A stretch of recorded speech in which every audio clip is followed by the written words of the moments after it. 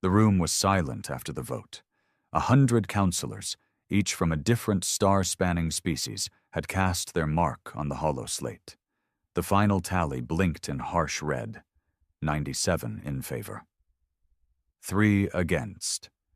Earth was marked for invasion. Councillor Therick of the Varn Dominion leaned back, his mandibles twitching in smug delight. "Primitive apes with delusions of significance," he muttered. "They'll fall within a cycle.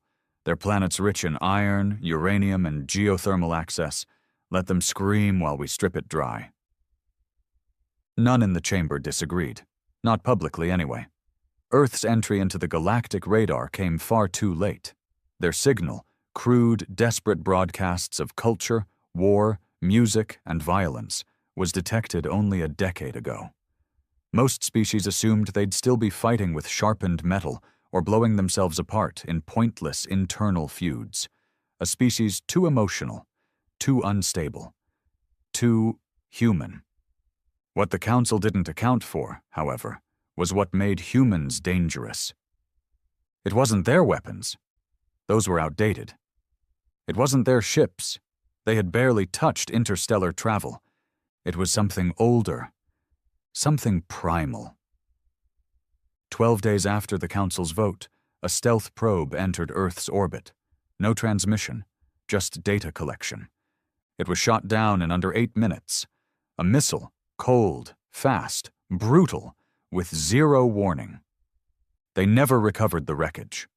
On board the flagship Corythan Dreadnought, stationed in a solar hide point behind Jupiter, General Hrivak watched the planetary scans with a casual arrogance. "They barely noticed us. Our cloaking holds. This will be surgical." His adjutant, a young Talari named Breen, cleared his throat. "Sir, there's something odd. They've launched 2 vessels from the surface. Small, fast, no registry on our logs." "Send interceptors. I want them captured, not destroyed," Hrivak replied. "Let's find out what Earth calls a pilot." He didn't say it, but he was curious. Curious to see what courage looked like from the inside of a monkey's skull. 2 hours later, only 1 interceptor returned. It drifted.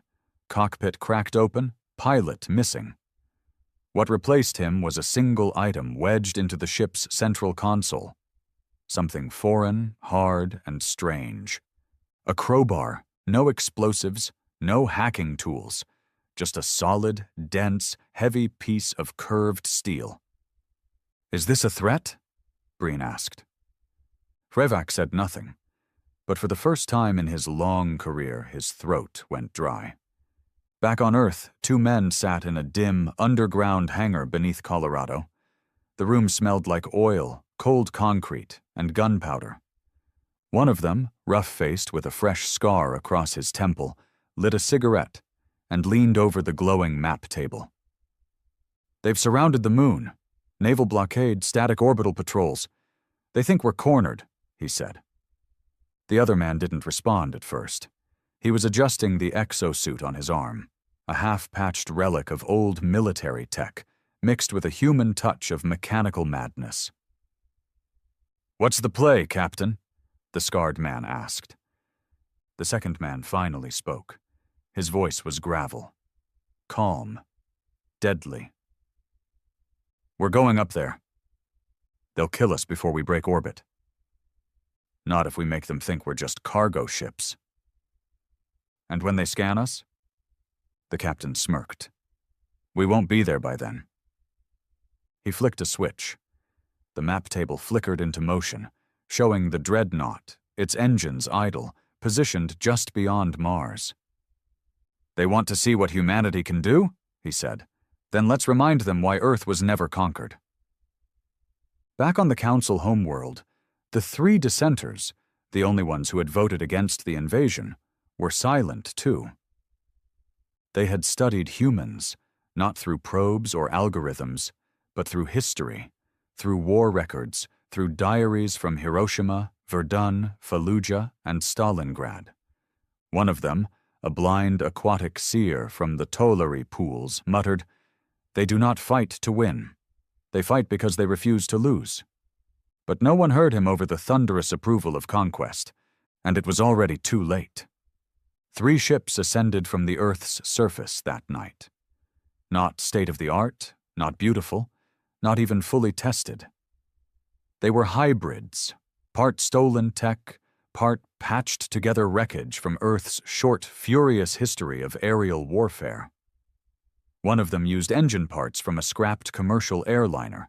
The other 2 had guidance systems jury-rigged from decommissioned ballistic missile systems. They weren't perfect. They didn't need to be. They just needed to move fast and explode loudly. Inside the lead ship, Captain Reese tightened the straps across his chest, a beat-up sidearm clipped to his thigh. He wasn't a trained pilot. None of them were. But every man in that cockpit had seen combat. Real, messy combat, not simulations. They weren't chosen for their skills. They were chosen for one reason. They knew how to die with impact. Reese stared at the small screen flickering near his knee, a satellite feed stitched together from private networks and repurposed global infrastructure. It showed the enemy formation in high orbit. 8 ships, cold and motionless like predators waiting in the dark. Cloaked, but visible to the human systems through pattern recognition, an algorithm someone's teenage daughter had coded between history homework and ramen noodles. We break past the first patrol line and dump the decoys, Reese muttered. Then we scatter. Ship 2 veers toward Mars. Ship 3 slings around the moon. I go straight for the jugular. Jugular being that big ugly fucker hiding behind Mars? The man in the second seat asked. He was bald, tattooed down to his knuckles, and clearly loving every second of the chaos ahead. That's the one. The dreadnought. If I'm lucky, I get close. If I'm really lucky, I get inside. And if you're not? Reese cracked a half smile. Then they learn what a human corpse looks like at Mach 20. The other man chuckled, tapped the ignition, and the ship began its violent ascent. Up in space, on board the Corythan dreadnought, alarms blared before the human ships even cleared the ionosphere. They launched again, Breen said, staring at the blinking red dots appearing on the screen. 3 this time.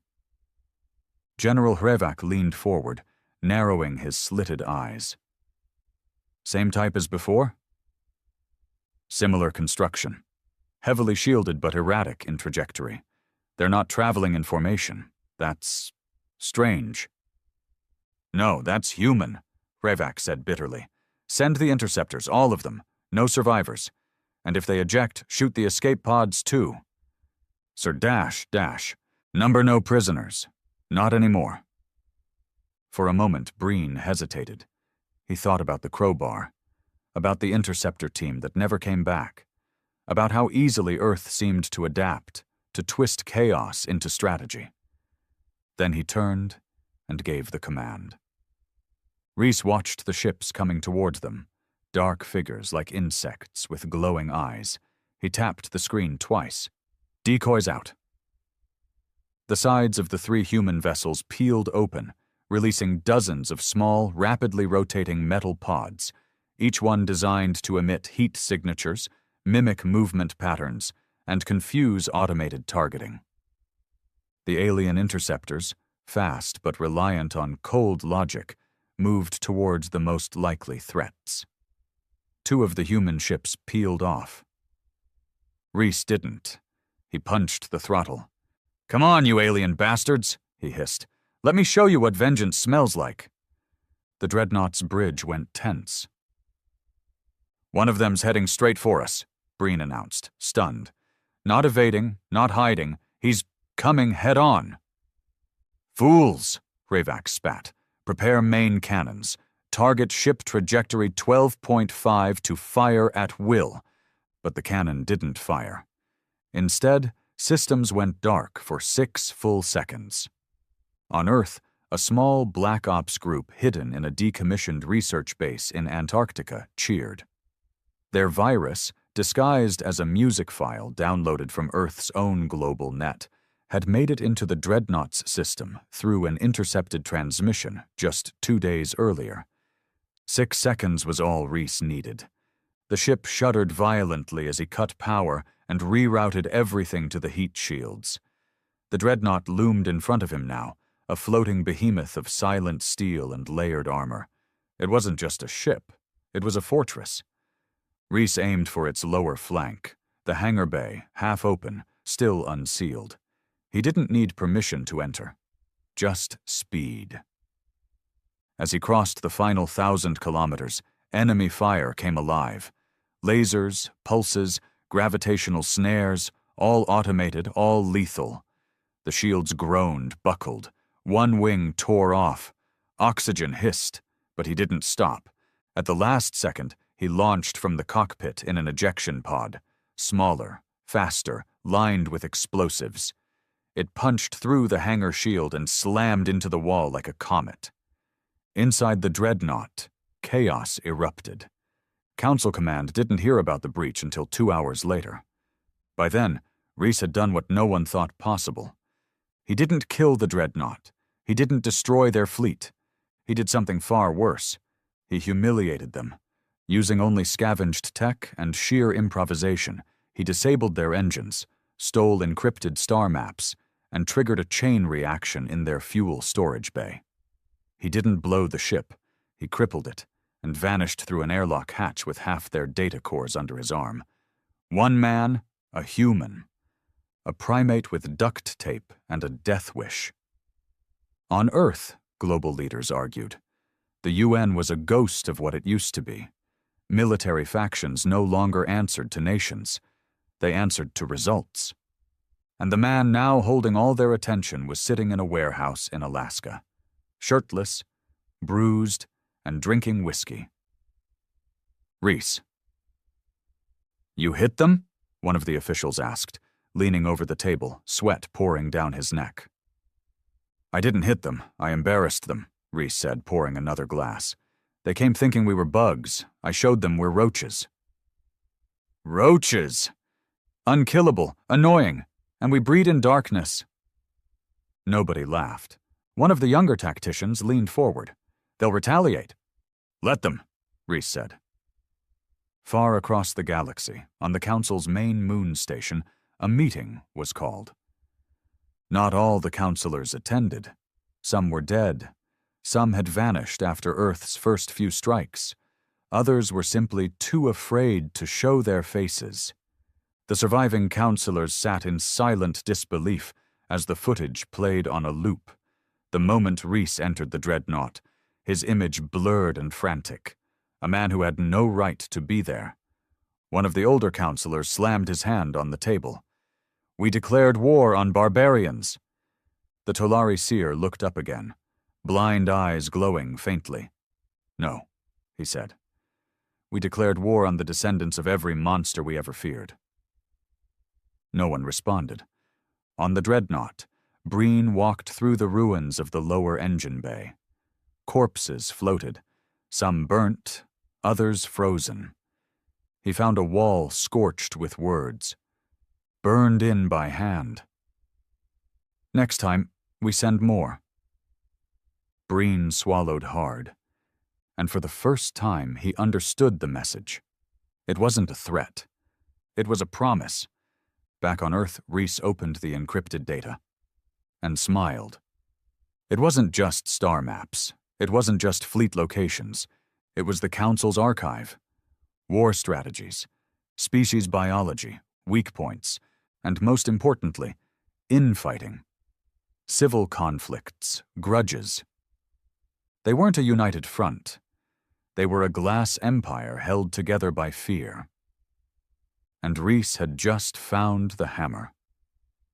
The cold inside the Alaskan bunker was almost a comfort. The heaters had failed again, nothing new. But the chill kept people sharp. Softness had been burned out of them months ago. Comfort was a weakness, and right now weakness got you erased. Reese sat in front of 3 rusted monitors patched together with copper wire and leftover smartphone screens. His fingers moved fast, typing with the kind of precision born not from training, but from desperation. From obsession. Each key he tapped cracked open another layer of the stolen council data, bits and pieces, names, coordinates, species with internal fractures and ancient hatreds, duct-taped together under the illusion of galactic order. He smirked. "They're not a coalition," he muttered. "They're a pile of enemies pretending they don't hate each other." Behind him, Commander Briggs walked in. Older, lean, a limp in his right leg from a botched raid in Jakarta. He chewed toothpicks like they were cigarettes, always clicking them between his teeth when he was stressed. He was clicking now. "So, what's our angle?" Briggs asked. Reese leaned back. "We stop thinking like defenders. That's what they expect. For us to stay down here, hiding in bunkers, scraping for air and intel. We flip the game." Briggs crossed his arms. "You mean hit them?" "I mean break them. Not just one ship. Not a raid. We fracture their entire alliance." "How?" Reese turned to the third screen. A species profile loaded. The Saurians, tall, predatory, lizard-like creatures with a deep culture of honor and a blood feud against the Naril, their aquatic, more sophisticated rivals. They had fought for centuries before the Council forced a ceasefire. According to the records, the ceasefire was one council vote away from collapse. Reese grinned. "We give them a reason to start it up again." 6,000 light-years away, the Council's war chamber was under lockdown. Not for safety, for shame. The news had spread faster than any official transmission. A lone human had boarded a Council dreadnought, disabled it, and walked away with their military intelligence files. Half the outer systems had already begun to question the Council's strength. Trade routes were being challenged. Pirates, human-inspired pirates, had started using crowbars and guerrilla tactics in deep space raids. Morale was crumbling. Theric of the Varn Dominion, who had once laughed at the very idea of Earth resistance, now seethed behind sealed doors. His species had suffered the most since the breach. 2 supply depots gone, 1 embassy firebombed. "Primitives," he snarled. "They think this proves superiority? That one man can shame the Council?" Across the room, the Talari seer stirred. "Not one man," he said. "An idea. You made them desperate. You gave them purpose. That's more dangerous than any weapon." Theric pointed a claw. "Then we erase the idea. We burn Earth to glass. No prisoners. No messages." But the Council president shook his head. He was a stoic, frail insectoid whose calm had once brokered peace between 4 warring systems. Now, his voice barely masked the fear. "Retaliation won't undo this. We strike too hard, and the outer systems revolt." "Then what?" "Control the narrative. Say the breach was internal sabotage, a traitor. Anything." Theric slammed his clawed fist into the table. "They saw him. He wrote on our walls with fire." No one replied, because the truth was worse than any lie. Humanity had shown its teeth. In the Black Zone, a lawless region between Council territory and neutral stars, 3 cloaked ships emerged from hyperspace. Their insignia? None. Their crew? All human. Reese stood at the helm of the lead ship. It wasn't his first command, and it wouldn't be his last. Their mission wasn't destruction. It was seduction. A strike team led by Briggs had been sent to a Saurian outpost disguised as Council inspectors. They wore artificial scales, mimicked posture, even downloaded speech patterns. They didn't need to trick the Saurians, just push them. One carefully leaked message, one doctored video, a fabricated call between Naril command ships mocking the Saurians, claiming humans were their dogs, weapons on leashes. It was enough. The Saurian general barked an order. We return to war. Burn the fish. Just like that, the first crack in the Council's armor split wide open. By the time Council Command heard about the Saurian assault on Naril outposts, it was too late. Entire fleets turned on each other. Every attempt at negotiation dissolved under accusations and retribution. The war Reese wanted had started, and Earth hadn't fired a single shot. Back in the underground command center, Briggs leaned over the table, watching the chaos unfold across 20 different screens. "This is madness," he said, almost in disbelief. Reese didn't look up. "No, this is balance. We've been fighting to survive. Now they fight each other to keep power. They're bleeding from the inside." Briggs grunted. "You realize they're gonna know it's us eventually." Reese finally turned. His eyes were hard now, colder than the Arctic ice above them. "Let them." While the Council scrambled to stabilize its power, Earth shifted. Bunkers became training grounds. Abandoned labs were resurrected. Nations that once hated each other now funneled everything they had into one cause: vengeance. For every satellite the Council destroyed, Earth launched 2 more. For every human ship shot down, 3 rose in its place. They stopped waiting to be invaded. They stopped reacting. They started hunting. Reese stood alone in a hangar, watching the next generation of human ships being built. They were still rough, metal welded by hand, systems run by wire instead of code. But every one of them carried something the Council could never manufacture: resolve. A young engineer approached, holding a data slate. "Sir, prototype for the EM core disruptor is online. It'll shut down any Council shield within range." Reese nodded. "Good. Keep the pulse dirty. I want it to fry their computers. Make them feel it." "Yes, sir." "And the message?" The engineer hesitated. "You're sure you want it broadcasted before each strike?" Reese turned toward him, voice like gravel. "Word for word." The engineer nodded. The message was simple. "This is Earth. You came for blood. Now we come for yours." Across the galaxy, Council systems began shutting down. Trade stopped. Alliances fractured. War spread. And in the shadows, humans moved like ghosts, unseen, unbound, unmerciful. On a Council supply moon, a transport carrying over 2,000 soldiers exploded mid-launch.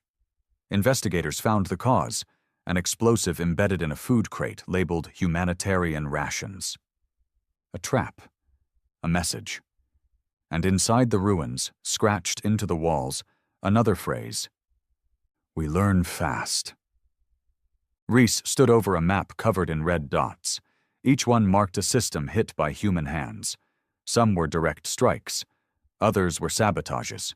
A few were whispers that turned into civil wars. Briggs stared at it too, arms folded. "We're winning." Reese shook his head. "Not yet. They still think we're a mistake, a virus, something they can cleanse." "Then what do we do?" Reese stared at the largest dot, the Council's capital planet. "We show them we're not a virus," he said. "We're evolution." They called it Operation Black Vein, and no one who signed on expected to come back. The target wasn't just any outpost. It was Marith 4, the logistical heart of the Council's inner ring supply chain. It was a moon-sized fortress orbiting the dying star of Ivos, shielded by layered turrets, automated fleets, and surveillance so tight not even asteroid dust could pass through without triggering alarms. No human had ever gotten close to it, which is why Reese chose it. He stared at the 3D rendering on the war table, its details drawn from stolen schematics and months of deep signal leaks. The Council believed it untouchable, the kind of arrogance built over centuries of dominance. "We take this," Reese said, pointing to the glowing heart of the station, and we send a message across every system that their safety is an illusion. The room was silent, not because they doubted him, but because they knew he meant it. Reese rode aboard the Wraith, a stealth dropship forged from the skeleton of a downed Council frigate and welded in a Siberian hangar by ex-miners and former war criminals. It wasn't pretty. It wasn't clean. It was perfect. Inside, the crew was stripped down, a skeleton team of 12 men. No ranks, no ceremony, just killers, engineers, and ghosts with nothing left to lose. Beside Reese sat Merrick, a former demolitions expert with one eye, a fused wrist, and a tattoo of his dead son's name on his throat. "You know this is suicide," Merrick said as he strapped in. Reese tightened his harness. "Yeah. And you're good with that?" Reese didn't answer, just stared out the viewport at the stars blinking like indifferent gods. He wasn't good with it. He was ready for it. The drop into Ivos space was clean, far cleaner than anyone expected. The automated surveillance grid was down for exactly 4.7 seconds, thanks to a virus that Earth had snuck into a merchant vessel 7 months ago. They were inside the system before the Council even realized a ship had breached the perimeter. Reese stood behind Merrick, watching as the Marith 4 station loomed ahead like a dead city in orbit. Lights flickered across its underbelly. Small defense ships drifted in lazy circles, confident that nothing from Earth would ever dare get this close again. "Set us to freefall," Reese said. "You serious?" "Do it." The Wraith's engines died mid-drift. From this point on, they were just space junk, another piece of debris heading for the trash zone near the lower decks. The ship groaned, metal screeching as atmospheric entry scraped across the station's shield bubble. By the time the Council caught it, it was already too late. They landed like a virus in a wound, silent, unnoticed, and deadly. Reese moved fast through the lower maintenance corridors. Every hallway reeked of antiseptic and metal. The lights were too clean, the air too sterile. It felt like walking through the bones of something ancient and diseased. They didn't speak. Every second mattered. The objective was clear. Plant the core crasher, an EMP laced with Earth's custom-designed corruption virus, and cripple the Marith 4 station from the inside. But as they reached the central chamber, alarms screamed. They'd been spotted. A Council patrol rounded the corner, weapons raised, mouths open to scream a warning, and Merrick dropped 2 of them with homemade slugs before they blinked. One of the soldiers fired, hitting Reese in the side. He dropped, pain roaring in his ribs, but rolled and returned fire. The bolt took the last alien in the throat. He hit the floor, twitching once before going still. Merrick dragged Reese up. "You good?" Reese coughed blood and nodded. "Not dead yet." They pushed forward, dragging the device toward the reactor chamber. It weighed nearly 100 kilos, raw tech, barely stable, held together by welds and wires and vengeance. Back on Earth, Command watched the signal flicker. "They're in," someone whispered. Another nodded. "Half the station's comms are down. They're scrambling." And in the war room beneath Iceland's dead glaciers, a countdown began. If the crasher detonated inside the station's core, the pulse wouldn't just disable Marith 4. It would send a ripple across satellites, fleets, and relay posts, showing every species in the galaxy one simple truth. The Council bled. Inside the core chamber, the lights were flickering. Reese and Merrick dropped the crasher beside the control column. "Timer or remote?" Merrick asked. Reese hesitated. He looked at the readout, then at the cracked viewport showing the stars, blinking behind the security shield. "Timer, give me 20 minutes. You're not coming back, are you?" Reese shrugged. "They think we don't sacrifice, that we don't commit. You sure you want to be the myth?" Reese turned.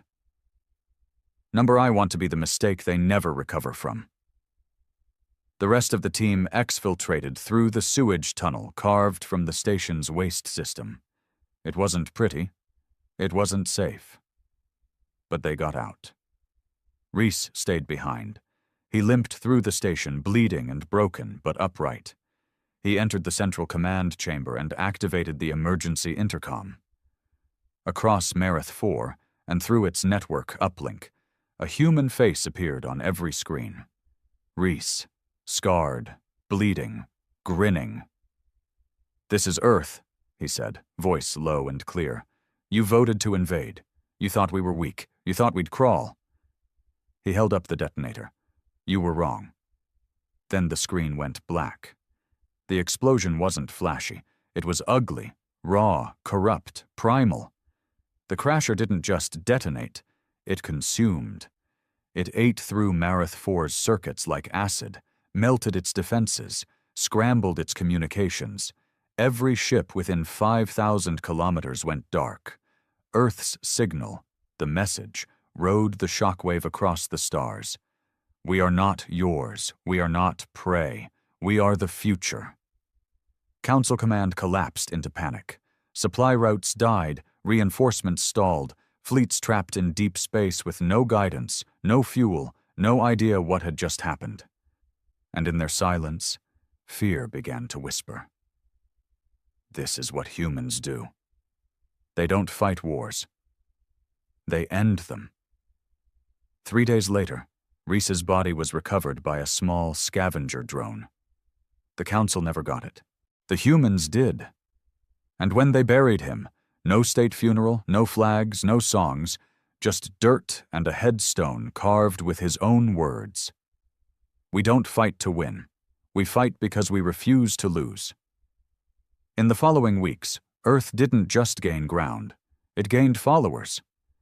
Small planets under Council oppression began to rebel. Mercenary crews defected. Council supply captains went dark, joining the resistance or disappearing with Earth's offers of freedom. Mareth 4 was never rebuilt. It became a symbol, a ghost station, a grave. And every time the Council told the story, the name they feared most wasn't a species. It was a man. They thought it would end with Reese. The Council's mistake wasn't underestimating him. It was assuming he was the peak of human resistance, that his death would scare the rest into crawling back underground like frightened vermin. But what they didn't understand was what Reese became. Not a soldier, a blueprint. Across Earth's fractured zones, from the ruins of Paris to the iron domes of what used to be Beijing, his message was more than remembered. It was repeated. Burned into the backs of bomber jackets, scrawled on missile casings, carved into helmets. "We fight because we refuse to lose." Commander Briggs stood on the edge of the launch deck at Site 9, staring into the swirling storm that had swallowed the northern ice fields. His right leg ached in the cold. The wound from Jakarta always did in bad weather. He'd buried Reese with his own hands, dug the hole with a rusted shovel, alone, because no one else had the guts to see him go into the ground. And now, 2 weeks after the Mareth 4 detonation, he'd received the data Reese died to deliver. He read it twice, then once more, then walked into the command chamber and said only one thing: "Prep every ship we've got." The Council's retaliation didn't come as a single strike. It came as a massacre, not on the battlefield, but from orbit. They picked 5 human cities, 5 centers of resistance, and glassed them. No demands, no speeches, no warning, just silence. Then fire. From space, their ships hovered, launching thermal detonators and bioreactive incendiaries designed to cook everything beneath. Oceans boiled, buildings melted, children vaporized before they could scream. They erased over 200 million lives in one night. When the transmissions reached Earth's Central Command, no one spoke for nearly 20 minutes, not even Briggs. He just watched the footage again. And again, and again. until his jaw clenched so hard his teeth cracked. Then he turned, spit blood into a rag, and said, "Send the message." The message was simple. Every council world with a defense network linked to the Marith grid, which was nearly all of them, began receiving a data surge. Not a virus, a video, unfiltered, raw. It showed one of the glassed cities, a camera drone hovering low, recording rows of charred bodies and melted skin, a child clutching a doll fused to her hand, a father's skeleton curled over a son's. Then it cut to Briggs. He didn't scream. He didn't cry. He looked into the camera like it owed him money. "This was your answer to defiance?" he said. "We gave you a chance to retreat, to reconsider. You answered with fire." He paused. "Now we answer." Briggs took Fleet Omega, Earth's first true offensive battle group, and punched through the outer systems like a rusted blade. The ships weren't elegant. They were monsters, built from rage and broken satellites, every one of them painted with graffiti and scars from 1,000 old wars. Their flagship was renamed the Ghost of Reese. And the first target wasn't military, it was symbolic. A council world called Zora Prime, home to their history archives, museums, art, and the oldest genetic records of every species in the Alliance. Briggs ordered total annihilation. "Spare no buildings, no monuments, no data. Let them remember nothing but loss." They bombed it for 7 hours straight. By the time they left orbit, there wasn't a single square meter of history left. Only black ash. Across the galaxy, Council citizens panicked. The humans had always been underestimated, but this was no longer rebellion. This was strategic rage, and it was contagious. Other planets, previously bound by fear of the Council, began to riot, not in favor of Earth, but against their own rulers. "If they can bleed," a protester said on live broadcast, "then we are not slaves." The Council regrouped. They deployed the Purge Protocol, a banned military tactic used only once in history, a biological weapon called Cyrix-9, airborne, invisible, designed to target human DNA specifically and kill within 90 seconds of exposure. They dropped it into Earth's upper atmosphere over the southern hemisphere. 5 warships, 5 payloads. But something happened. Nothing died. No alarms, no sickness, no screams. The ships that dropped the weapon were ambushed mid-retreat by cloaked fighters they didn't even detect until after impact. 4 of the 5 were destroyed. The 5th was hijacked and turned around, crashing into a Council listening station on a distant moon, wiping it from the system. What the Council didn't know was that Earth had already intercepted the weapon specs weeks earlier. Reese's data haul from Marith 4 had it all. And instead of fearing it, Earth reverse-engineered the virus. They rebuilt it, redesigned it, and reloaded it. Now it could target any non-human species. Earth named it Whisper Rot. And they didn't use it as a bomb. They slipped it into the Council's water filtration systems across a dozen stations using merchant ships and bribed engineers. The deaths were slow, quiet. By the time Council Command knew what was happening, tens of thousands were already rotting from the inside out. Briggs stood in the dark war chamber back on Earth.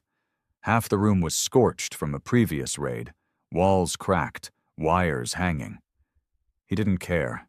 He didn't need comfort. Just results. A young tech came in, trembling. "Commander, reports say Council civilian colonies are starting to abandon their posts. Refugees are flooding fringe systems. Some say they want to surrender." Briggs didn't even look up. "Do they bleed?" The tech blinked. "What?" Briggs turned. "Do they bleed?" The kid nodded. Briggs stared cold. "Then they're not done paying yet." Across the stars, a word began to spread. Not in Council tongues, not in Earth's dialects. A new word. burned into the tongues of smugglers, pirates, defectors, soldiers, slaves. Risborn. It meant rage. It meant retribution. It meant someone who didn't just fight, but made the stars bleed. It became a religion to some. To others, a warning. And to the Council? A curse. By now, Council fleets had gone from offensive to reactive. They couldn't predict where Earth would strike next. Guerrilla cells were popping up in systems they thought were secured. Their own soldiers were refusing orders, terrified of being posted to Earth-targeted sectors.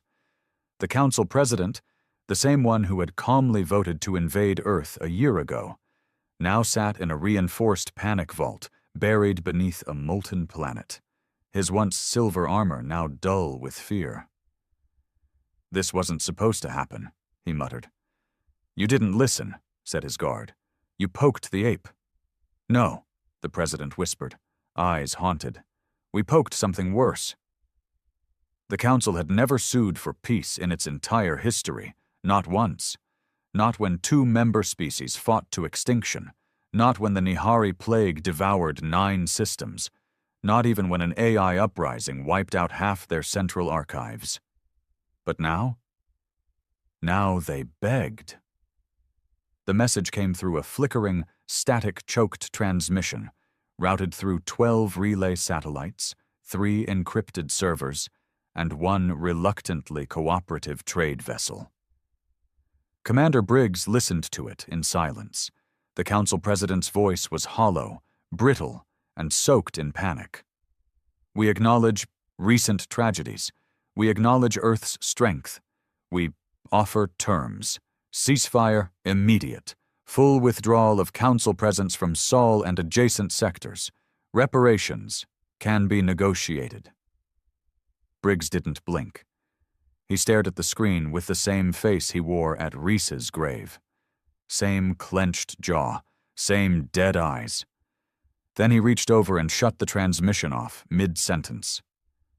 "I'm not interested in terms," he said coldly. A lieutenant shifted uneasily beside him. "Sir, they're scared." "Good. They're offering to pull back? They don't get to decide when this ends." Briggs turned to the room, full of hardened commanders, ex-mercenaries, scientists turned weapons engineers, exiles, and ghosts. "Do you think glassing our cities deserves a ceasefire?"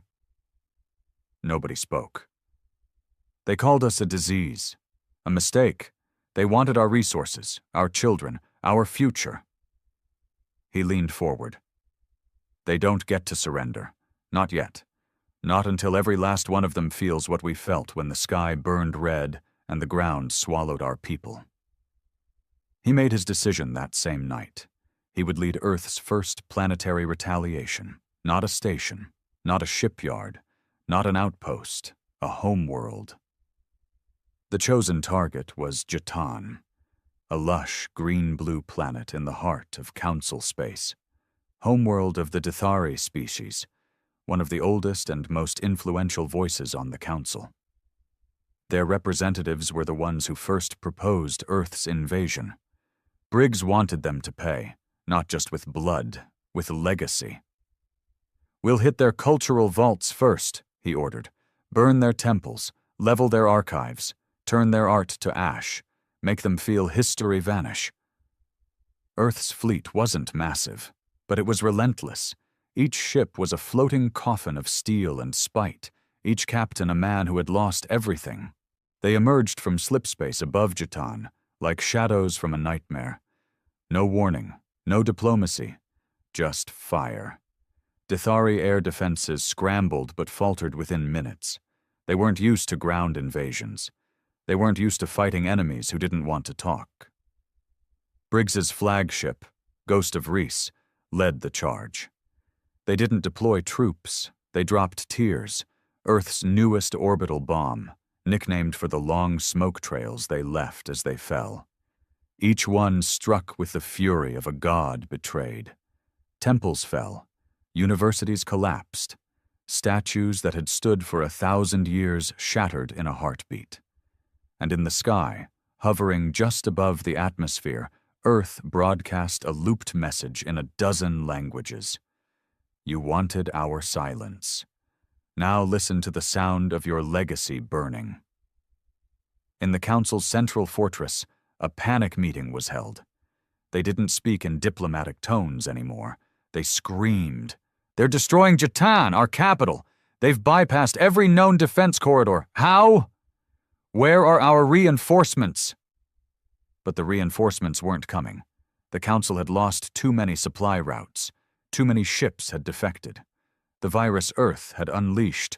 Whisper rot still tore through their communications grid. They were isolated. And worse, they were afraid. The president, now pale and aged, sat silently while chaos exploded around him. He had no orders left to give, no allies left to trust, because Earth had done the one thing no enemy ever had. It had turned the galaxy against them. Back on Jatan, Briggs stood among the ashes of what was once the High Temple of Varan. The building had been 10 stories tall, carved from living crystal, glowing with internal light. Now it was rubble and molten slag. He crouched by the cracked remains of a Dithari sculpture, half melted, its once serene face twisted in agony. He picked up a shard, turned it in his gloved hand. Behind him, one of the younger soldiers approached. "Sir, they've retreated. No more resistance." Briggs stood slowly. "Gather the survivors." The soldier blinked. "Orders, sir?" "Put them in front of a broadcast feed. Make them watch what happens next." The soldier hesitated. "And then?" Briggs turned. His face was stone. No graves, no mercy, no future. The broadcast went live across every surviving Council-linked relay station. It showed the captured civilians of Jatan, huddled, trembling, forced to watch as Earth's machines razed everything around them. It showed Briggs standing at the heart of their ruins, speaking calmly. "This is the price of arrogance. This is the cost of genocide. You wanted our resources. You wanted our surrender." He leaned closer to the camera, voice dropping low. "Now you'll give us your fear." He clicked a remote.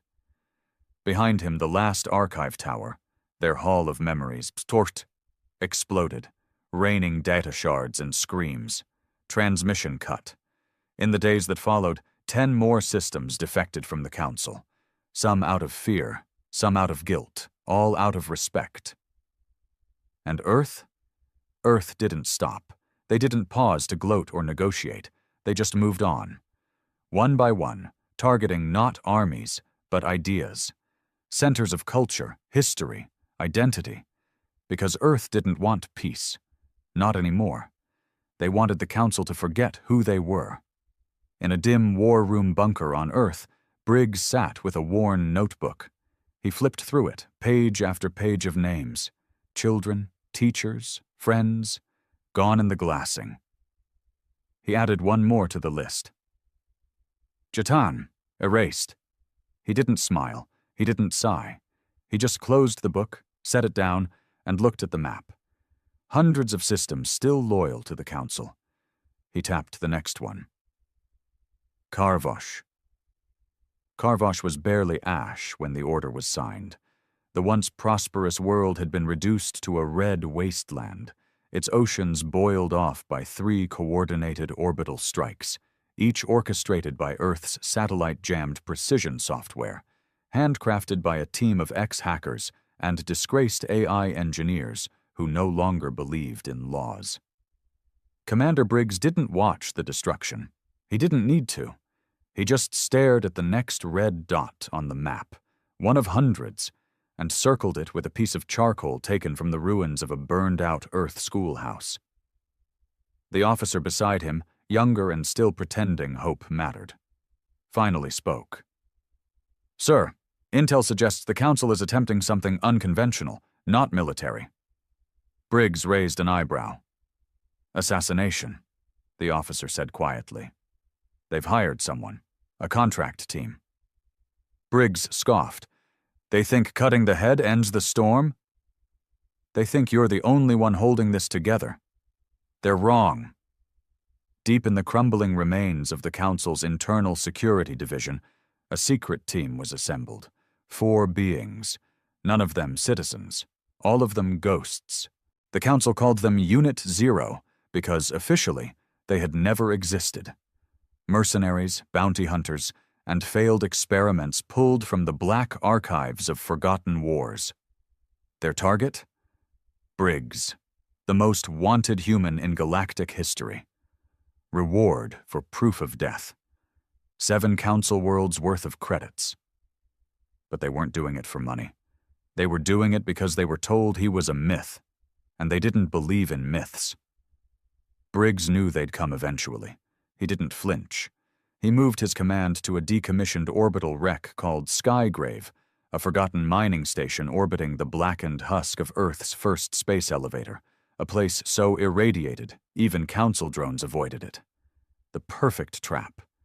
He posted no guards, broadcasted no alerts, just waited. They arrived in silence, no fanfare, no explosion, just 4 figures in vacuum black armor moving through the halls like shadows with weapons fused to their bones. Their language wasn't spoken, it was thought. The first, a serpentine creature called Sira, moved through vents, skin changing color to match metal. The second, a hulking brute bred for war, known only as the Maw, carried a gravity hammer so dense it bent air. The third, a cybernetic telepath named Driss, could fry synapses with a blink. And the fourth? No one knew. Just called Null. No heat signature, no voice, no face. Only death. Briggs sat at the center of the station, alone, lit by a single flickering bulb. He held no weapon, just a glass of melted snow and a data pad. The first to enter was Driss. He blinked. Briggs didn't move. "Thought killer, right?" Briggs said calmly. "Sends electric shockwaves through frontal lobe. Feels like a stroke and a heart attack rolled together." Driss blinked again. Nothing happened. Briggs smiled. "You're trying. I can feel it. Thing is, I had my cortex rewired 2 years ago. Brain's not where you think it is anymore." He pulled a small trigger from under the chair. The room flooded with a high-frequency pulse. Driss's eyes exploded. He collapsed, screaming blood. Briggs didn't blink. Sira tried to sneak through the vent above. The second she descended, the vent collapsed, crushed her spine. Metal teeth. Briggs had welded sharpened scrap inside the ventilation shaft hours before. He didn't shoot her, just watched her bleed out as she clawed across the floor. The Maw came last, charging through the corridor, walls shaking, roaring, swinging the gravity hammer like the planet owed him blood. Briggs stood still. Until the hallway floor beneath the Maw gave out. He fell 30 meters into a reactor tunnel. When he climbed out, burned and limping, Briggs met him with a crowbar. Reese's crowbar. It cracked skull before it cracked bone. The Maw didn't scream. He fell. Null never showed. Briggs knew why. Null was already dead. He'd poisoned the air in the shuttle before they landed. Killed the ghost before the mission even started. Briggs sat alone again. 4 bodies in silence. No alarm. No applause. Just war. Back on Earth, when news reached the underground strongholds, the soldiers didn't cheer. They didn't throw fists or drink in celebration. They just nodded. Because in Earth's new war, survival wasn't a victory.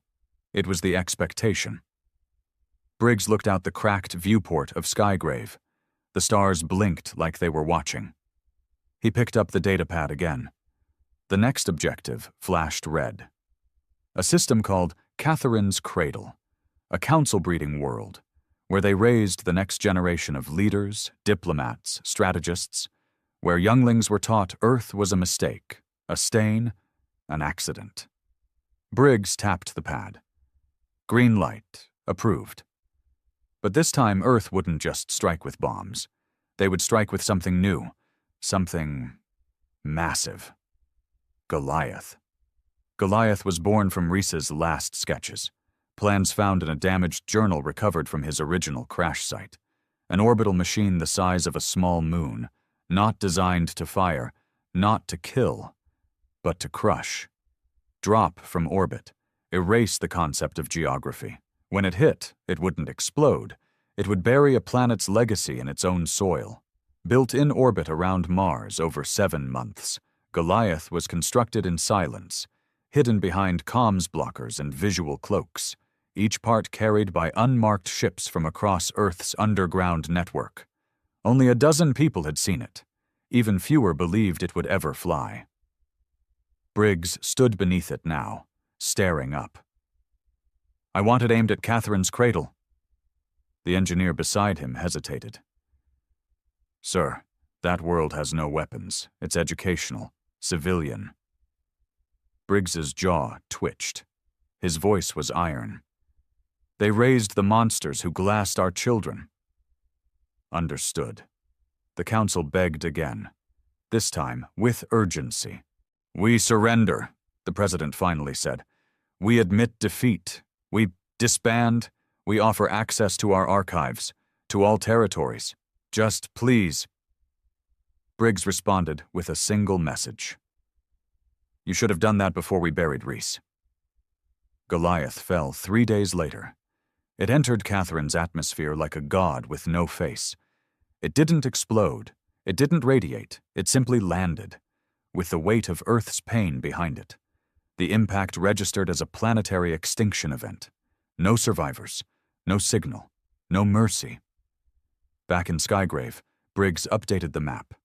Another dot, another grave. He stared at it for a long time, then whispered, "Reese, they finally understand." The day the council officially dissolved, there was no ceremony, no farewell broadcast, no proud final speech, just a blinking notice sent across every surviving comms relay. The Galactic Council hereby ceases all operations indefinitely. Member species may pursue independent governance. Earth is not to be provoked. That was it. The ruling body of the galaxy, undisputed for over 3 millennia, folded in a single paragraph, brought to its knees not by superior numbers, not by advanced technology, but by the sheer, undeniable will of a planet they once voted to extinguish. Earth had won. The war was over. But no one on Earth smiled. No champagne, no parades, no global celebration, because Earth hadn't survived. It had changed. Briggs stood alone in the control chamber of Skygrave, staring at the map for the last time. Most of the dots were gone now, faded, burned out. Some were still red, active, dangerous. But they weren't Council. They were fragments, broken systems, scattered warlords, pirate bands trying to carve empires from what Earth had left behind. He shut the map off. There was no one left to fight, only the silence of victory. Back on Earth, the skies were gray. The cities, what remained of them, were rebuilding. Slowly. But no one called it peace. You don't call it peace when children are still coughing up ash. You don't call it peace when oceans glow from radiation. You don't call it peace when you can still hear the glassed soil crack under your boots. Reese's grave, deep in the Alaskan tundra, was untouched. Even now, soldiers came every week, not to cry, not to talk, just to stand, to remember. Not what he did, but what they had to become because of it. Briggs didn't return to Earth. He stayed in orbit, command anchored to the wreckage of war. He didn't smile, didn't speak much, just watched.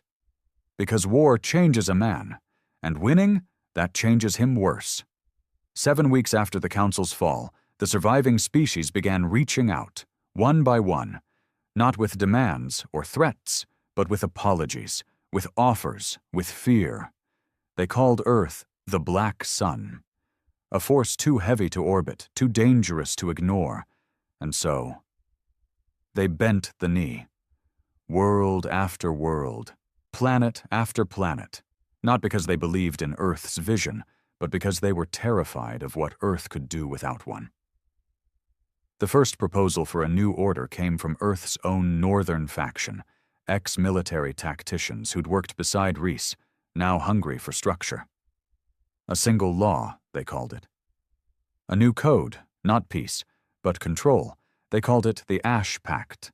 Under it, Earth would no longer conquer, but Earth would also never be questioned again.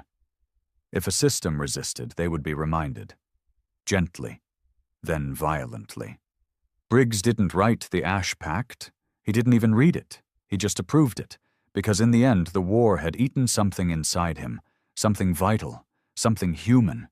He had watched worlds burn, watched good men turn savage, watched boys become weapons, and now he watched as the galaxy made gods out of the very species they once wanted to erase.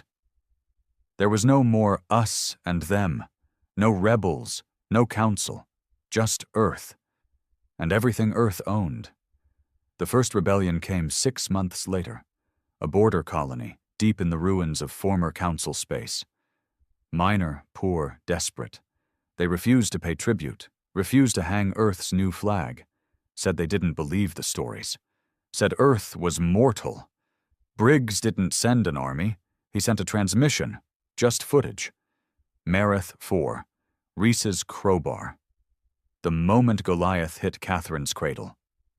By nightfall, the colony leaders surrendered. By morning, they were gone. Their cities leveled not by warships, but by terraformers, engineered to erase architecture down to the soil. That was the new war. It wasn't fought, it was enforced. In time, Earth became less a name and more a concept, a warning, a myth. Whispers passed in the dark of space stations. Don't challenge the black sun. Don't make Earth look at you twice. Don't speak Reese's name unless you're ready to bleed for it. But not all humans were proud. Some had begun to fracture, question the legacy they were building. Veterans, mostly. Ones who remembered what it was like before the sky fell. Ones who remembered the faces of the dead. Some refused the Ash Pact. Others disappeared into the void.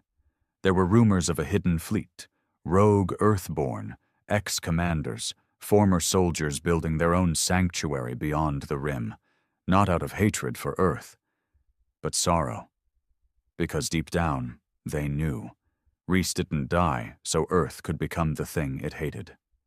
Briggs heard the rumors. He didn't act. He just watched. Because some part of him, buried under rage and years of war, still whispered that maybe they were right. That maybe, somewhere out there, Reese would have drawn the line. But it was too late now. The war had become a system, and Earth was the architect. On the 10-year anniversary of the vote to invade Earth, a monument was unveiled. Not by humans, by aliens.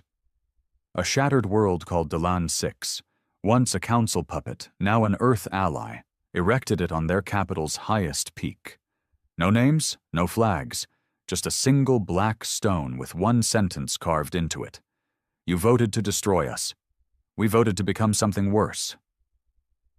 Briggs never visited. He was dead 6 months later, quietly, alone, in orbit. No ceremony, no funeral, just a ship drifting through space, lights off, message on repeat. It played Reese's voice, a recovered snippet from a mission log, warped and frayed. I'm not here to win. I'm here to make sure they never forget what we are. Earth didn't forget. The galaxy never could. Epilogue. They voted to invade Earth. They wanted minerals, land, labor. What they got was a species that bled and still stood, that crawled out of the dirt with broken bones and said, try harder. They got fire, ruin, and silence. They got Reese. They got Briggs.